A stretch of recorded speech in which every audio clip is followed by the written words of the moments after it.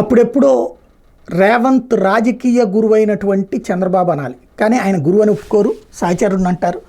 అది కాంగ్రెస్ పార్టీలో ఉన్నారు కాబట్టి. బట్ అసలు ఒరిజినల్ గురువు చంద్రబాబు గారు. తన గురువు గారి మాటని ఇప్పుడు తన నోట వచ్చింది.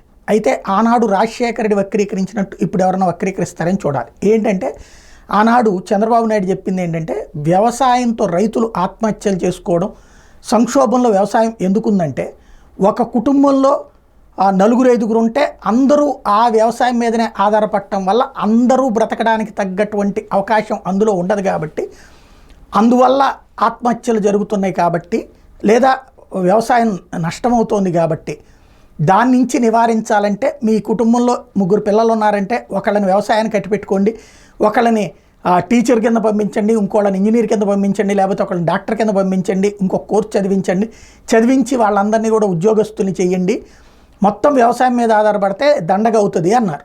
దాన్ని మొట్టమొదట్లో రాజశేఖర రెడ్డి ఇలా వ్యవసాయం చెయ్యొద్దని చెప్తావా బాబు అంటూ అసెంబ్లీలో ప్రతిపక్ష నాయకుడిగా మాట్లాడుతూ వచ్చి క్రమక్రమంగా ఒక్కొక్కసారి ఒక్కొక్క పాయింట్ని యాడ్ చేస్తూ చివరికి వ్యవసాయం దండగా అన్న బాబు అన్నటువంటి పదాన్ని పదే పదే వాడేవాళ్ళు.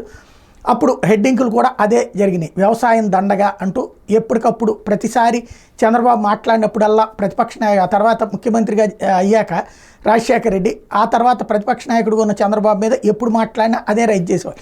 వ్యవసాయమే దండగా అన్నటువంటి చంద్రబాబు వ్యవసాయం గురించి మాట్లాడేది ఏంటి? ఇట్లాగా ఒక సైకలాజికల్గా చంద్రబాబు ఎట్లాంటి స్ట్రాటజీ చేస్తారో అంతకంటే రివర్స్ స్ట్రాటజీతో ఆ పదం చంద్రబాబు మీద రుద్దేశారు. ఆయన అన్నది ఒకటి, వాళ్ళు వాడింది మరొకటి.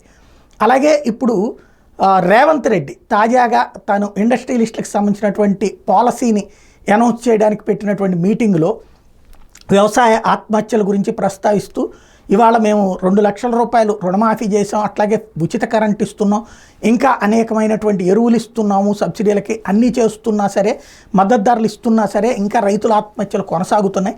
దానికి కారణం ఏంటి అంటే, గ్రౌండ్ లెవెల్లో ఒక రైతు కుటుంబం నుంచి వచ్చిన వాడిగా నేను అబ్జర్వ్ చేస్తే, ఒక కుటుంబం 8 మంది 9 మంది ఉంటే అందరూ వ్యవసాయం మీద ఆధారపడుతున్నారు.